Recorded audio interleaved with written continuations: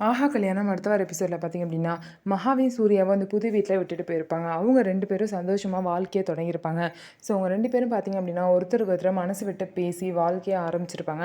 அதுக்கப்புறம் காலையில பார்த்தீங்க அப்படின்னா, கோடீஸ்வரி வந்து மகா கிட்ட, "என்ன எல்லாம் ஓகேவா?" அப்படின்னு சொல்லிட்டு கேட்பாங்க. உடனே மகா பார்த்தீங்கன்னா வெட்கப்பட்டு அங்கேருந்து போயிருவாங்க. இதனால கோடீஸ்வரி தன்னோட மக வந்து சந்தோஷமா வாழ்ந்திருக்கா அப்படிங்கிறத புரிஞ்சுப்பாங்க. அதனால அவங்களும் ரொம்பவே வந்து பார்த்தீங்க அப்படின்னா சந்தோஷப்படுவாங்க. மகா பார்த்தீங்க அப்படின்னா, சூர்யாவுக்கு ஏத்த ஒரு கரெக்டான ஜோடியா, பெர்ஃபெக்ட்டான ஜோடியா நடந்துப்பாங்க. ஸோ ஏற்கனவே இருந்த அவங்களோட சண்டை எல்லாத்தையும் வந்து நெனச்சு பார்த்து, இப்ப வந்து என்ன ஒரு மனுஷனா நீ மாத்திருக்க. நான் வந்து ஒரு பிசினஸ் மைண்டோட தான் எல்லாத்தையுமே பார்த்துருக்கேன். ஆனா என்ன ஃபுல்லா ஒரு மனுஷனா, எனக்குள்ளேயும் ஃபீலிங்ஸ வர வச்சது நீ தான் மகா அப்படின்னு சொல்லிட்டு சூர்யா வந்து மகாவ புகழ்ந்து பேசுவாங்க.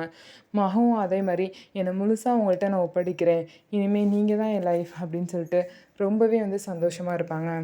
இவங்க 2 பேரும் இருக்க சந்தோஷத்துக்கு எவ்வளோ வேணாலும் லைஃப்ல முன்னேறுவாங்க. ஸோ இவங்கள பார்த்தீங்க அப்படின்னா, கௌதம் வந்து என்ன நெனச்சாலுமே இவங்கள அழிக்கவே முடியாது. ஸோ கௌதம் தான் கடைசியில இவங்களுக்கு அடிமையா இருக்க போறாங்க. அத பொறுத்திருந்து பார்க்கலாம். நம்ம வீடியோ உங்களுக்கு பிடிச்சிருந்தா நம்ம வீடியோவ லைக் பண்ணிக்கோங்க. அதுக்கப்புறம் மறக்காம நம்மளோட சேனல சப்ஸ்கிரைப் பண்ணிட்டு பாருங்க.